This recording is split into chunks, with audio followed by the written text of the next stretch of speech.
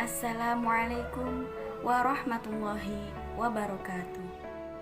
Alhamdulillahirabbil alamin wa bihi nasta'inu ala umurid dunya waddin. Wassalatu wassalamu ala asyrafil anbiya'i wal mursalin sayyidina wa maulana Muhammadin wa ala alihi wa sahbihi ajma'in, amma ba'du. Yang terhormat Bapak Haidudin selaku dosen PGMI IAIN Kediri, yang saya hormati segenap teman-teman PGMI IAIN Kediri, dan tak lupa teman-teman online yang saya cintai dan saya sayangi. Pertama, marilah kita panjatkan puji syukur kehadirat Allah Subhanahu wa Ta'ala, karena dengan inayah dan kasih sayangnya kita masih dalam keadaan sehat walafiat. Kedua kalinya, sholawat serta salam senantiasa kita curahkan ke haribaan Nabi Agung Muhammad Sallallahu Alaihi Wasallam, karena bagindalah yang telah menuntun kita dari zaman kegelapan menuju zaman yang terang benderang, yakni ad-dinul Islam. Saya Airly Rohmatul Azizah, NIM 932611019 dari kelas PGMI 4C, akan menyampaikan sedikit kultum tentang penjelasan dari kitab As-Shoyah yang menjelaskan tentang nasihat guru terhadap murid, yang saya ambil cuplikan ringkasannya dari channel YouTube Bapak Haidudin.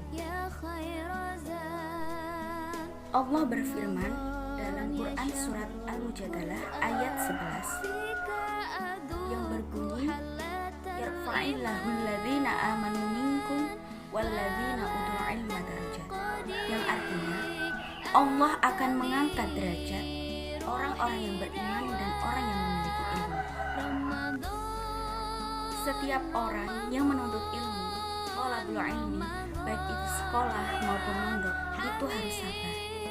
Harus sabar ketika kita menjalankan menuntut ilmu. Karena apa?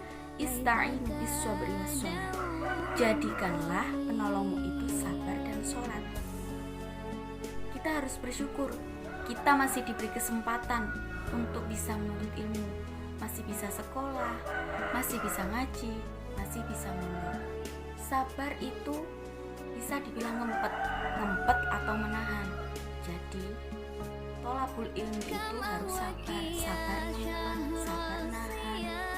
Apapun cobaannya kita harus tetap sabar, tahu. Jadi tholabul ilmi itu ya capek hati, capek pikiran, capek perasaan, tapi kita harus tetap sabar ketika kita menuntut ilmu.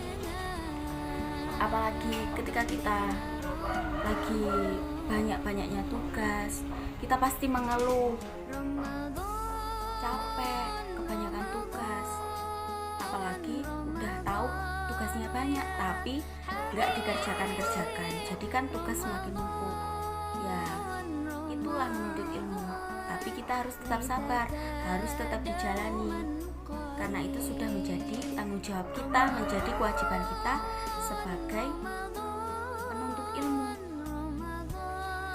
Seorang guru mengajar itu dalam rangka supaya kita sebagai seorang murid dijadikan menjadi manusia yang lebih baik lagi. Seorang guru mengajar kita, membimbing kita supaya kita menjadi yang lebih baik, agar kelak kita bisa menjadi seorang yang sukses, kita berhasil dalam menggapai cita-cita kita. Sabar itu dibagi menjadi 4 macam. Yang pertama, sabrun al-fara'idu atau wasbir ala ta'atillah, yaitu kita harus sabar dalam menjalankan ketaatan kita kepada Allah. Jadi kita harus sabar ketika kita menjalankan perintah-perintah Allah, perintah kebaikan Allah seperti sholat, puasa, dan perintah-perintah Allah yang lainnya. Begitu juga sebaliknya, kita juga harus senantiasa sabar ketika kita menjauhi larangan-larangan Allah. Kita harus sabar untuk tidak menjalankan kemaksiatan. Kita harus sabar ketika kita harus menjauhi hal-hal yang dilarang oleh Allah. Kemudian yang kedua yaitu sabrun alal musibah, yaitu kita harus sabar ketika kita terkena musibah. Ketika kita ditimpa musibah, kita harus sabar, harus tawakal, ikhtiar kepada Allah, dan kita harus senantiasa mendekatkan diri kepada Allah. Yang ketiga, sabrun alal fakri, yaitu kita harus sabar ketika kita dalam keadaan fakir, ketika kita dalam keadaan miskin. Kemudian yang keempat yaitu sabrun ala adzan nasi, yaitu sabar ketika kita diperlakukan tidak baik oleh sesama manusia, sesama makhluk. Misalnya kita digibahin, dibully, diolok-olok, diguncing, dirasani sana sini, kita harus sabar. Kepleset sikil iso ditambani, tapi kepleset lesan ora kena ditambani. Jadi begini, kepleset sikil, ketika kita jatuh, kaki kita yang luka itu masih bisa diobati. Tetapi kalau kepleset lesan, omongan kita yang tidak bisa kita jaga sehingga melukai hati orang lain, itu sulit untuk disembuhkan. Karena kalau memang sudah sakit hati, ya memang susah untuk disembuhkan. Maka dari itu kita harus senantiasa menjaga ucapan kita. Kita harus belajar menjaga hati, belajar berbicara yang baik agar tidak melukai perasaan orang lain. Oleh karena itu, bertakwalah kepada Allah dimanapun kita berada, dan iringilah perbuatan jelek kita dengan perbuatan baik, maka Allah akan menghapusnya. Wa khaliqin nasi bi khuluqin hasanin. Cukup sekian kultum yang saya sampaikan, kurang lebihnya saya mohon maaf yang sebesar-besarnya. Akhirul kalam, ihdinas siratal mustaqim. Wassalamualaikum warahmatullahi wabarakatuh.